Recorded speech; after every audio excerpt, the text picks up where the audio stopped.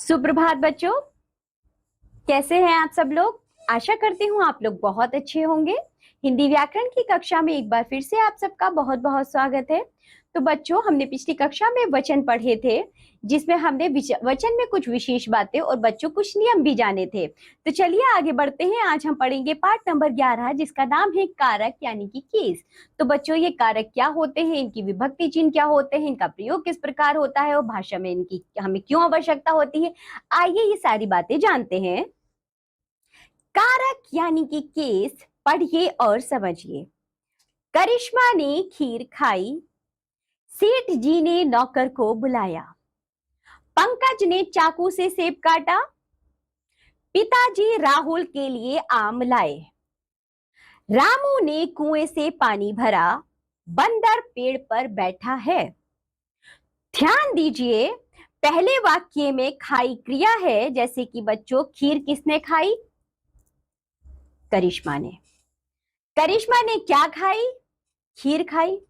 वाक्य संख्या 2 में बुलाया क्रिया है, तो बच्चों किसने बुलाया, सेठ जी ने। किसे बुलाया, नौकर को। तीसरे वाक्य में जो काटा है बच्चों, जैसे कि पंकज ने चाकू से सेब काटा, तो काटा हमारे क्रिया है, तो बच्चों पंकज ने क्या काटा, सेब काटा। किससे काटा, चाकू से काटा। वाक्य संख्या 4 में लाए एक क्रिया है, पिताजी क्या लाए, आम लाए। किसके लिए, राहुल के लिए। वाक्य संख्या 5 में क्रिया है बच्चों भरा शब्द, कहां से भरा, कुएं से भरा। वाक्य संख्या 6 में बैठा है क्रिया है, कहां बैठा है, पेड़ पर। तो अब जरा बच्चों ध्यान दीजिए, उपर्युक्त सभी वाक्यों पर ध्यान देने से ज्ञात होता है कि इनमें संज्ञा पदों का संबंध क्रिया से है, लेकिन संज्ञा या सर्वनाम के जिस रूप से उसका संबंध वाक्य में क्रिया अन्य संज्ञा या सर्वनाम से माना जाए या जाना जाए, उसे कारक कहते हैं। इन वाक्यों में ने, से, के लिए, से, पर आदि चिन्ह लगे हैं। इन चिन्हों के कारण ही संबंधित पद परस्पर आवश्यकता अनुसार संबद्ध हो पाए हैं। ये कारक चिन्ह कहलाते हैं। जिस पद के साथ ये कारक चिन्ह प्रयुक्त होते हैं, वह पद उस वाक्य में अन्य पदों के साथ, विशेषकर क्रिया के साथ संबंध प्रकट करता है तथा कारक कहलाता है। जैसे कि बच्चों जरा ध्यान दीजिए, इस वाक्य को दोबारा पढ़िए। करिश्मा खीर खाई। अब एक बात बताइए, क्या आपको अर्थ पूरी तरह से समझ में आया। मैंने कहा सेठ जी नौकर बुलाया, पंकज चाकू सेब काटा, पिताजी राहुल आम लाए। तो बच्चों ये बताइए, करिश्मा जो है खीर खाई, क्या खाई, करिश्मा ने खाई। तो बच्चों ने विभक्ति चिन्ह से हमें पता चला करिश्मा जो है बच्चों हमारी संज्ञा है। संज्ञा का संबंध हमें क्रिया या वाक्य के अन्य पदों से बताने के लिए जो विभक्ति चिन्ह प्रयोग किए जाते हैं, जैसे ने, से, में, पर, के लिए, के द्वारा। तो बच्चों ये जो विभक्ति चिन्ह होते हैं, इन्हीं को कारक कहा जाता है। ये हमें बच्चों वाक्य में अर्थ को स्पष्ट रूप से समझने में सहायक होते हैं। सभी इधर देखिए, पहले परिभाषा। संज्ञा अथवा सर्वनाम के जिस रूप और कार्य से उसका संबंध वाक्य में क्रिया अन्य संज्ञा या सर्वनाम से जाना जाए, उसे कारक कहते हैं। कारक चिन्हों ने को, से, के लिए, का, के, की, रे, पर, रा, रे, री में आदि को परसर्ग या विभक्तियां भी कहते हैं। कारक चिन्हों के अभाव में वाक्य में प्रयुक्त पदों का संबंध ठीक प्रकार स्पष्ट नहीं हो पाता। कारक के भेद देखिए, काइंड्स ऑफ द केस। कारक के 8 भेद होते हैं। कर्ता कारक, कर्म कारक, करण कारक, संप्रदान कारक, अपदान कारक, संबंध कारक, अधिकरण कारक और बच्चों संबोधन कारक। विभक्ति चिन्ह पर ध्यान दीजिए बच्चों। जो प्रथमा विभक्ति है उसका कारक होता है कर्ता कारक, वो विभक्ति चिन्ह है बच्चों ने। द्वितीय विभक्ति कर्म कारक, विभक्ति चिन्ह है को। तृतीय विभक्ति कारक है करण कारक, बच्चों विभक्ति चिन्ह है से के द्वारा। चतुर्थी विभक्ति बच्चों जिसका कारक है संप्रदान कारक और विभक्ति चिन्ह है के लिए या को। पंचमी विभक्ति तो बच्चों इसका कारक है अपादान कारक, विभक्ति चिन्ह है से लेकिन अलग होने के अर्थ में। षष्ठी विभक्ति जिसका कारक है बच्चों संबंध कारक और इसके कारक चिन्ह है का, के, की, रा, रे, री। सप्तमी विभक्ति जिसका कारक है अधिकरण कारक और इसके चिन्ह है मे, पे, पर। अष्टमी विभक्ति जिसका कारक है संबोधन कारक और बच्चों इसकी विभक्ति चिन्ह है हे, अरे, ओ। संबोधन के अतिरिक्त सभी विभक्तियां चिन्ह परसर्ग कहलाते हैं। तो बच्चों, जो संबोधन कारक है, जो अष्टमी विभक्ति है, इसको छोड़ने के बाद में जो प्रथम से लेके सप्तमी विभक्ति है, वह सभी हमारे विभक्ति के अलावा परसर्ग भी कहे जाते हैं। चलिए अब इन्हें बच्चों एक एक करके पढ़ते हैं विस्तार से। पहला देखो, कर्ता कारक, जिसे नॉमिनेटिव केस भी कहा जाता है। संज्ञा अथवा सर्वनाम के जिस रूप से क्रिया के करने वाले का बोध होता है उसे कर्ता कारक कहते हैं। कर्ता कारक का विभक्ति चिन्ह ने है, जैसे रवि ने पत्र लिखा। यहाँ क्रिया करने वाला रवि है, अतः रवि कर्ता कारक है। कर्ता कारक का प्रयोग दो प्रकार से होता है, जैसे बच्चों एक तो होता है परसर्ग के साथ, जैसे रवि ने पत्र लिखा, तो बच्चों ने से हमें समझ में आ गया। दूसरा होता है परसर्ग के बिना, रवि पत्र लिखता है या रवि पत्र लिखेगा। अब जरा बच्चों ध्यान दीजिए, जो ने परसर्ग है उसका प्रयोग वर्तमान तथा भविष्य काल की क्रिया के साथ नहीं होता है। भूतकाल में भी क्रिया के सकर्मक होने पर ही ने का प्रयोग होता है। विशेष कभी कभी कर्ता कारक को, यहाँ देखिए बच्चों, कर्ता कारक को से के द्वारा परसर्गों के साथ भी आता है, जैसे दादाजी को बाजार जाना है, रोगी से चला नहीं जाता, मजदूरों के द्वारा यह काम किया गया। तो वाक्य में मुख्य क्रिया के साथ कौन लगाकर प्रश्न करने पर उत्तर में मिलने वाला पद कर्ता कारक होता है। जैसे पंकज पत्र लिखता है, कौन पत्र लिखता है, उत्तर मिलता है पंकज, अतः इस वाक्य में पंकज कर्ता कारक है।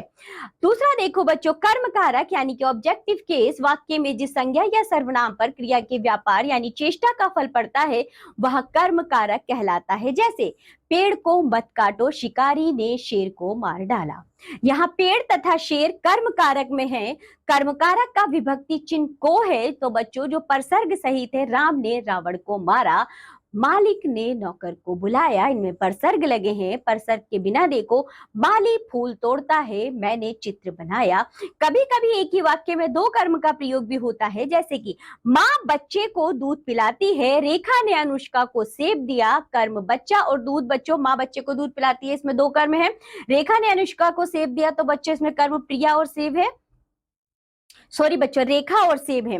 गौण कर्म है इस बच्चों पहले वाक्य में बच्चा तथा मुख्य कर्म है दूध। इसी तरह गौण कर्म बच्चों, रेखा ने अनुष्का को सेब दिया, तो अनुष्का तथा मुख्य कर्म सेब है। वाक्य में मुख्य तथा गौण कर्म होने पर को गौण कर्म के साथ आता है। गौण कर्म प्रायः सजीव तथा मुख्य कर्म निर्जीव होता है। वाक्य में विभक्ति रहित कर्म को पहचानने के लिए मुख्य क्रिया के साथ क्या लगाकर प्रश्न करते हैं। जैसे बालक खीर खा रहा है, क्या खा रहा है, उत्तर मिल गया खीर, तो यहाँ खीर हमारा कर्म है। चलिए आगे बढ़ते हैं बच्चों। करण कारक देखिए, इंस्ट्रूमेंटल केस, संज्ञा अथवा सर्वनाम के जिस रूप से क्रिया के साधन का ज्ञान हो वह करण कारक कहलाता है। जैसे सनी गेंद से खेलता है, राधा ने चाकू से सेब काटा। करण कारक का विभक्ति चिन्ह से तथा के द्वारा है। गेंद एवं चाकू वे साधन है जिनसे क्रिया हुई है, जिन इनके साथ विभक्ति चिन्ह से का प्रयोग हुआ है, अतः ये करण कारक है। कभी कभी विभक्ति चिन्ह से के स्थान पर के द्वारा का भी प्रयोग होता है। जैसे बच्चों पिताजी ने दादाजी को पत्र के द्वारा सूचित कर दिया, बस के द्वारा गांव चले जाओ।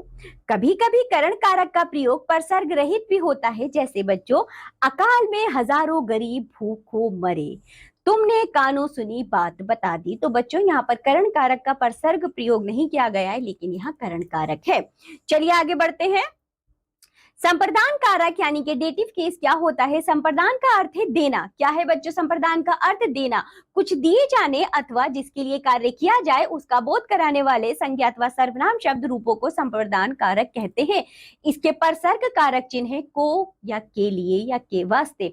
जैसे अध्यापिका ने छात्राओं के लिए पुस्तक लिखी, अपनी पुस्तकें दूसरों को मत दो।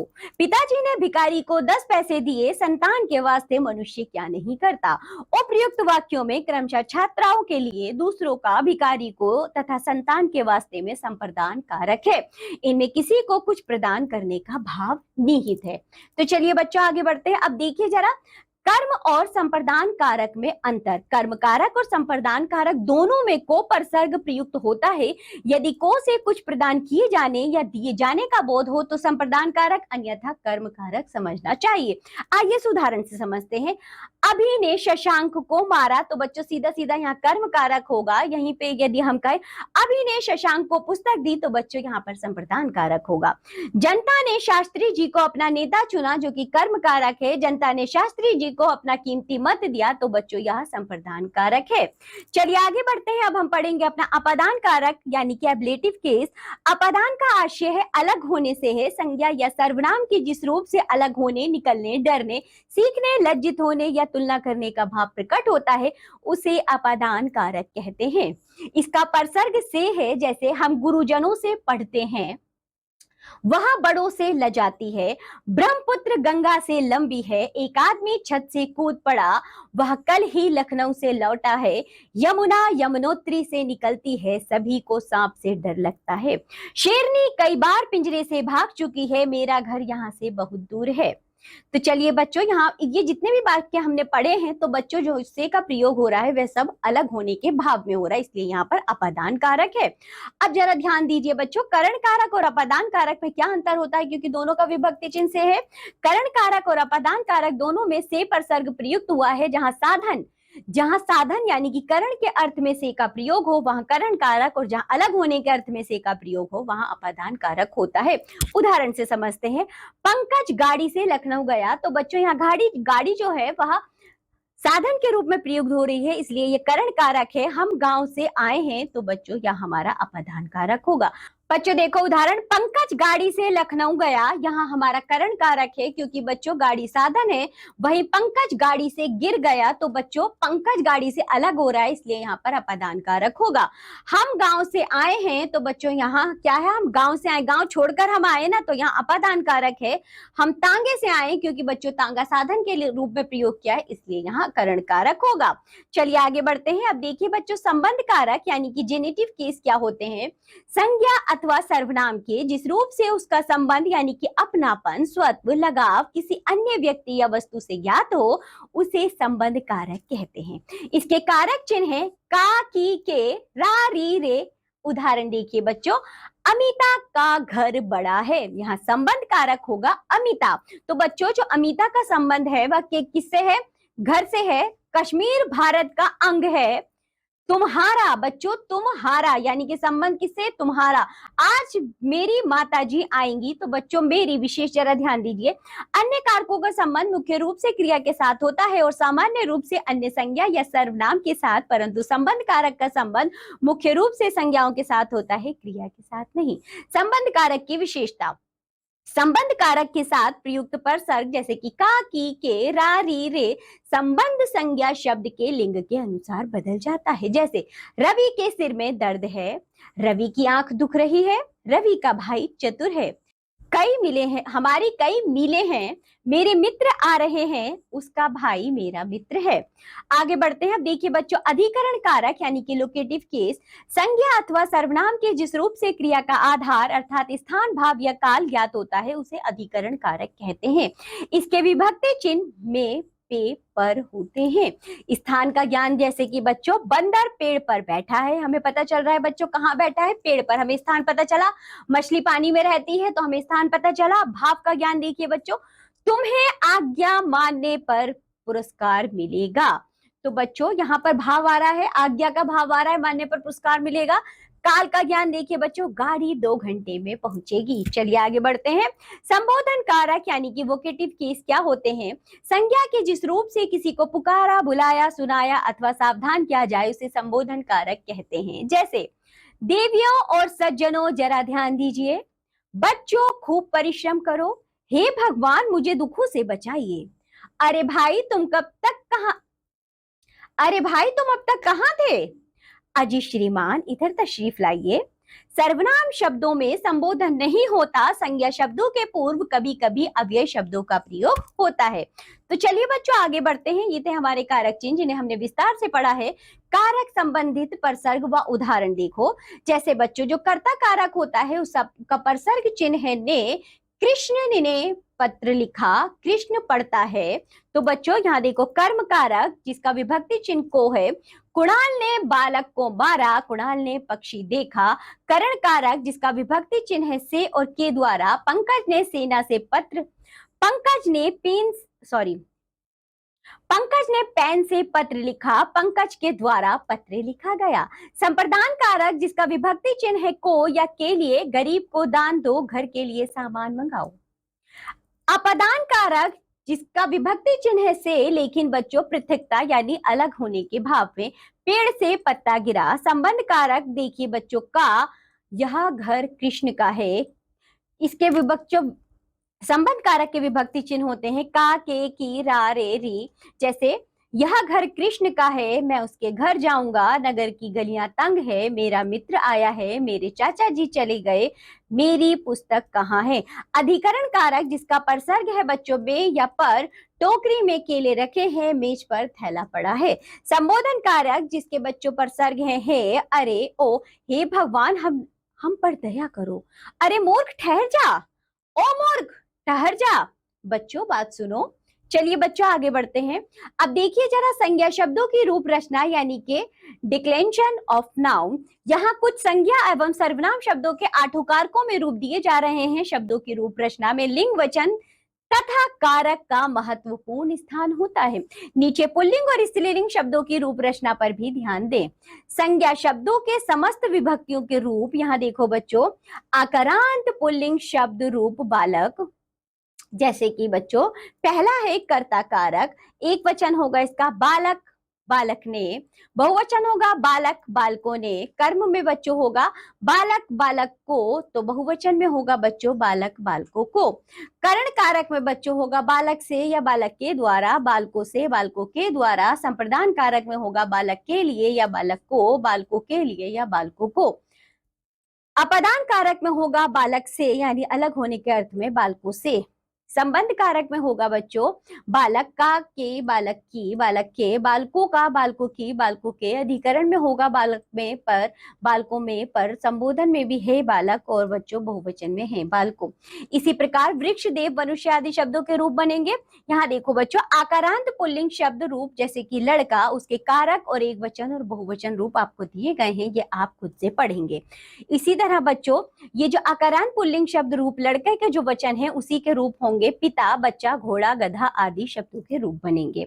इकारांत पुल्लिंग शब्द रूप जैसे कि बच्चों कवि है, तो देखो कवि, कवि शब्द यानी कि ये इकारांत शब्द है, इसके कारक और एक वचन और बहुवचन दोनों रूप दिए गए हैं, आप इन्हें पढ़ेंगे। इसी प्रकार बच्चों रविपति, मुनि, ऋषि आदि शब्दों के रूप बनेंगे। उकारांत पुल्लिंग शब्द रूप गुरु जो है बच्चों, उसके भी देखो आपको कारक और एक वचन बहुवचन दोनों ही रूप दिए गए हैं। इसी प्रकार शत्रु, साधु, भानु आदि शब्दों के रूप बनेंगे। आगे देखो अकारांत पुल्लिंग शब्द रूप बाबू, तो बच्चों यहाँ पर देखो इसके कारक चिन्ह एक वचन बहुवचन दोनों दिए गए हैं। इसी प्रकार डाकू, चाकू, लड़ाकू आदि शब्दों के रूप चलेंगे। आकारांत स्त्रीलिंग शब्द रूप बहिन जो है बच्चों देखो उसके भी रूप आपको दिए गए हैं, उसके कारक चिन्ह के साथ एक वचन और बहुवचन में, इन्हें आप खुद से पढ़ेंगे। आकारांत स्त्रीलिंग शब्द रूप बालिका के भी बच्चों आपको कारक रूप और एक वचन बहुवचन रूप दिए गए हैं। इसी प्रकार लता, माला, कन्या आदि शब्दों के रूप चलेंगे, वो आपको बताया गया है। इकारांत स्त्रीलिंग शब्द रूप निधि के भी बच्चों देखो आपको कारक, कारकों के साथ, सभी कारक के साथ एक वचन और बहुवचन रूप दिए गए हैं, इन्हें आप पढ़ेंगे। और इसी प्रकार मति, बुद्धि, गति आदि शब्दों के रूप चलेंगे। उकारांत स्त्रीलिंग शब्द रूप जैसे कि बच्चों वस्तु जो है उसका भी आपको कारक और एक वचन बहुवचन रूप दिए गए हैं, और आगे भी बच्चों इसी प्रकार ये रूप चलेंगे। अकारांत स्त्रीलिंग शब्द रूप वधु, देखो उसका भी कारक चिन्ह और एक वचन बहुवचन आपको दिया गया है। तो चलिए बच्चों ये सभी रूप आप खुद से पढ़ेंगे। इसी के साथ ये पाठ होता है यहाँ समाप्त। आज आपको जो भी पढ़ाया गया है आप लोग उसका अच्छे से अभ्यास करिए। तो बच्चों कारक चिन्हों को याद करिए, इनकी विभक्ति चिन्हों को याद करिए, और बच्चों इनका वाक्य में प्रयोग जानिए और इनके महत्व को समझिए, इनमें अंतर जानिए। अब हम मिलेंगे आपसे अगली कक्षा में, तब तक के लिए बाय बच्चों।